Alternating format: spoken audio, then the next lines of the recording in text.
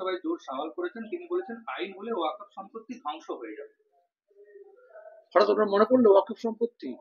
পশ্চিমবঙ্গে ওয়াকফের সম্পত্তি তৃণমূল ওয়াকফ বোর্ডের সদস্য এবং তার সঙ্গে দাঁড়িয়ে নানান রকমের যারা সিন্ডিকেট রাজ চালায়, প্রশাসন, পুরসভা, পঞ্চায়েত, এমএলএ, এমপি, তারা ধ্বংস করছে, লুট করছে। এটা আজকে কথা নয়, গত 13 বছর ধরে পশ্চিমবঙ্গের ওয়াকফ সম্পত্তি লুট বন্ধ করা, ওয়াকফের আয় বাড়ানো, ওয়াকফের সম্পত্তি রক্ষণাবেক্ষণ করা এবং দুর্নীতি মুক্ত প্রশাসন দেওয়ার ব্যাপারে রাজ্য সরকার কি করেছে। আবার কেন্দ্রীয় সরকারও হঠাৎ বলছে ওয়াকফ আইন পাল্টাবো বলে একটা ড্রাফট নিয়ে এসে জয়েন্ট পার্লামেন্টারি কমিটি করেছে। এটাই ভাওতা। আজকে আমাদের দেশের সামনে সবচেয়ে প্রথম সমস্যা কি? ওয়াকফ। শিক্ষা চৌপাট হচ্ছে, স্বাস্থ্য চৌপাট হচ্ছে, মানুষের নিরাপত্তা যাচ্ছে, হানাহানি হচ্ছে, প্রতিদিন খুনোখুনি হচ্ছে, জিনিসপত্রের দাম বাড়ছে, কৃষকের সমস্যা, ফসলের দাম পাচ্ছে না, বেকার ছেলেমেয়েরা কাজ পাচ্ছে না।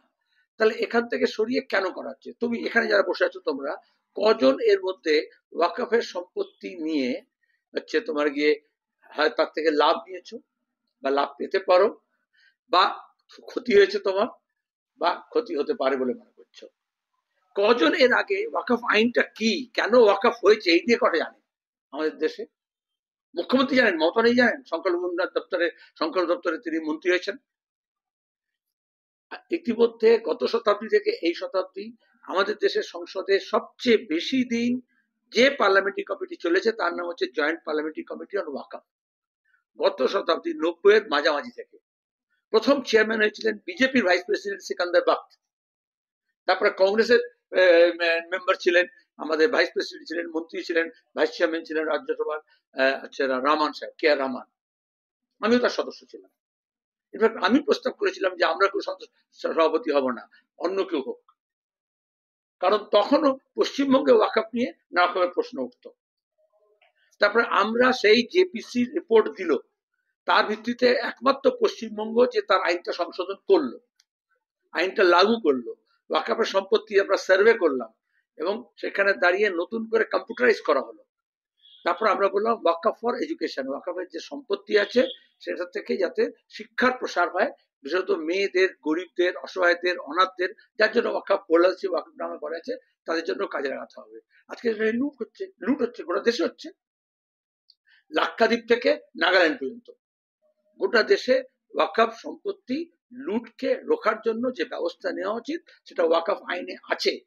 ওয়াকফ অ্যাক্ট 1995 তৈরি করা হয়, তাতে যদি সংশোধন দরকার হতো করা যেত, কিন্তু করার দরকার হয়নি, সেটা লাগুই হয়নি। তাহলে আজকের সরকার, মমতা ব্যানার্জি হোক বা মোদী হোক, বিজেপি হোক বা তৃণমূল হোক, ওই যে ভলিউম রিপোর্ট তৈরি হয়েছে জেপিসি, সেটা পড়েছে, সেটা পড়তে বলবো। তারপর যে আইন আছে সেটাকে লাগু করতে বলবো। আইনের কোনো অসুবিধা নেই, আইনটা লাগু হচ্ছে না, ঠিক মতো লাগু করতে হবে। সেন্ট্রাল ওয়াকফ কাউন্সিল, স্টেট ওয়াকফ বোর্ড, দুর্নীতি দূর করতে হবে। দিল্লিতে একটার পর একটা ওয়াকফ সম্পত্তি ব্রিটিশ জমানা থেকে এখন পর্যন্ত হাতের বাইরে চলে গিয়েছে। তাহলে সেটাকে পুনরুদ্ধার করার জন্য সিদ্ধান্ত হয়েছে, বার্নি কমিটি তৈরি হয়েছিল সে 70-এর দশকে, তার রিপোর্ট আজ পর্যন্ত লাগু হয়নি। সুপ্রিম কোর্টে কেস পড়ে আছে 70-এর দশক থেকে, এখন পর্যন্ত তার শুনানি হয় না। তো এই যে এখানে যেমন আরজি করে ঘটনা হলো, তার মমতা ব্যানার্জি বললেন আমি একটা আইন নিয়ে আসছি, ফাঁসি দেবো। কেন বলে? তো কি হলো? সেই আইনটা কোথায় গেল? ফাঁসি কোথায় গেল? আসলে আইনটা তো আছে, কোর্ট কেসে রেজিস্টার হচ্ছে না। তারপর হচ্ছে তার অনুযায়ী সেটা প্রসিকিউশন হচ্ছে না, ইনভেস্টিগেশন হচ্ছে না, ক্রিমিনাল যেগুলো করতে হয় এটা না করে শাসক সবসময় দেখায় নতুন একটা গাজর দেখায়, তাদের ব্যর্থতা। ভোট হয়ে গণতান্ত্রিক পদ্ধতিতে ওয়াকফ কাউন্সিল, ওয়াকফ বোর্ড চালানোর কথা, সেটা হচ্ছে না। যেমন পঞ্চায়েতের ক্ষেত্রে হচ্ছে, পঞ্চায়েতের লুট বন্ধ করতে হবে, দুর্নীতি বন্ধ করতে হবে। এমনি মমতা ব্যানার্জি বলবেন আমি একটা নতুন করে পঞ্চায়েত আইন তৈরি করবো।